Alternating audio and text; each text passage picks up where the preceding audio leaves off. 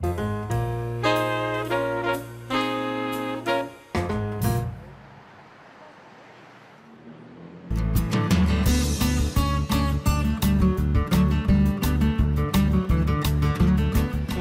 kind of screams that, you know, that farm to table feel. Probably the most unique thing about Markethouse is obviously the garden. We have one of the largest gardens in Chicago, and 75 tomato plants and 10 different kinds or 15 kinds of chilies. To literally go upstairs and feel like you're in a small little farm and say, okay, what are we going to do on the menu tonight?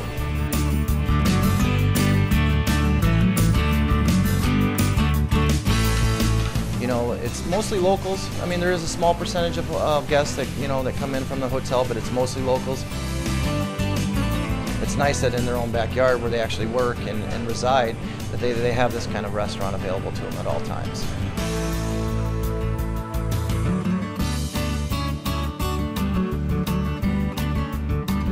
It can be packed to the gills and can be loud. And then it's nice as well that, you know, we're kind of that little gem in the city where you can walk in on a Thursday or Friday night and a four-top will be available at 7:30.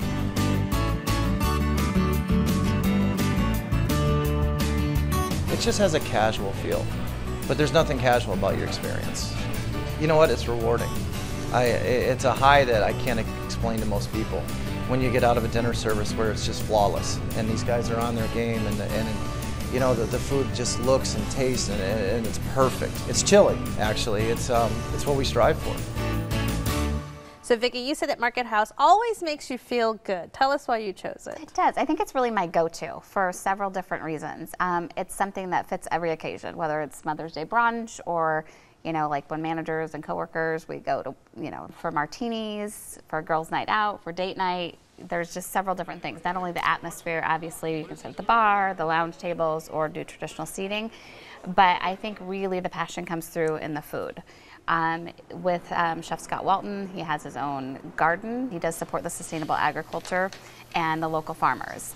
And so he's really paying attention to the quality that you're getting. And as a parent and also as somebody who comes from half a family that farms, it's important to me that I know, A, what's going into my body and my children's body, as well as the fact that it's extraordinarily good. When I take people there, it's interesting because it isn't a hotel. So it doesn't have that restaurant face where people are like, oh, let's look at that menu and look at the line outside. But it's far from being hotel food. Angela, what do you think? So we started with the scallops and the mussels, which were both delicious. And we kind of did family style. We wanted all the entrees to be different. So I had risotto, which was delicious. They had these morel mushrooms on top that were just, had a really good flavor to them. And I'm a meat eater too, but to have a dish that didn't have any protein on it, I'm like, it needs to be delicious. And it was the best dish of the group. My husband had the huge 10-ounce like Angus burger. I mean, the guy was like stacked up this high. So he really enjoyed that. And our friends had the chicken pot pie and the grilled fish. So, John, as a person who studies urban planning, I'm assuming rooftop gardens would be something that would interest you. We love a green garden, yeah. You know, and I was excited to see that there were so many different herbs and ingredients that are sourced right from on site. We did have a dish that I think featured basil that was grown upstairs, and it was quite tasty. We started off with the scallops, just like you, and our scallops were very well cooked. They weren't overdone, they weren't underdone. I didn't think that the preparation was like mind-blowingly creative. You know, it was scallops and some beets and some frise, I think. And then we split a Cobb salad. Actually, the salad was the best part of the meal for me. I think it would probably make a good lunch entree. And for mains, my friend had the halibut, and we shared. And I had the pork shank. The pork shank was really disappointing to me, unfortunately. It was under this huge mound of foam, you know, sort of unidentifiable white foam. And you know, I've been seeing foam on dishes for a while now at this point, but there was so much of it that I'd forgotten what the protein was that I had ordered. You know, it was in a bubble bath. it was a bubble bath, a very not particularly interestingly flavored bubble bath. Oh wow, Vicki. Sorry, I know, I feel bad. You love my place, but this is what the show's all about. What do you like to order? What are things that you keep going back to? Because you come to this restaurant regularly, you bring people there, and they love it, they fall in love with it. So yeah, I love the ambassador here. Yeah, exactly. I love the beer cheese soup. And then they have the pumpernickel popcorn. I mean, just the different twist to things, I think, is phenomenal. The fish and chips, which I'm not even a fish and chips person, I love that. It's classic dishes. It's extremely fresh. I've never had anything that I don't like there.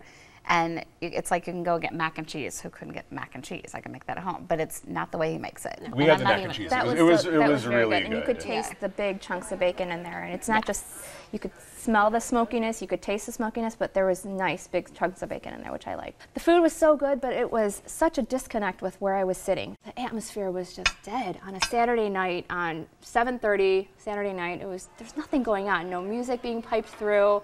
You could hear the clinking of everyone's forks. The waiter gives us a very canned 30, 45-second speech. Have you guys been here before? No? Okay, well, we're all about sustainable ingredients. We have our garden up on the rooftop. It was just not a destination that I would go to on a Saturday night. Well, we went on a Thursday night, sort of late, and the bar was packed with what looked like hotel patrons. And there was no music in the dining room, but the sort of top 40 hits were wafting over from the bar, and so we got to listen to Call Me Maybe while we were eating. And I'm a little sick of that song, I'm not going to lie. And I don't know, it was not super conducive to the sophisticated dining experience, I suppose. The dining room was not particularly busy when we were there. The bar was happening. If I were a hotel guest and I needed a drink, it would be a great place. Vicki, you recommended Markethouse. Sum it up for us. I think it's a great go-to. You're going to get quality, fresh ingredients with quality food. All right, John? I think Markethouse is a slam dunk for hotel guests with mobility issues or agoraphobia. Other people looking for a great farm-to-table meal should look elsewhere. All right, and Angela? Markethouse has a little bit of an identity crisis. There's just too many places in downtown Chicago to go to for a good meal. Wouldn't go back. All right, well, you can try the seasonal menu for yourself at Markethouse, 611 North Fairbanks Court, 312-224-2200. They're open for breakfast and dinner every day. Reservations are accepted, and the average tap per person without drinks is $45.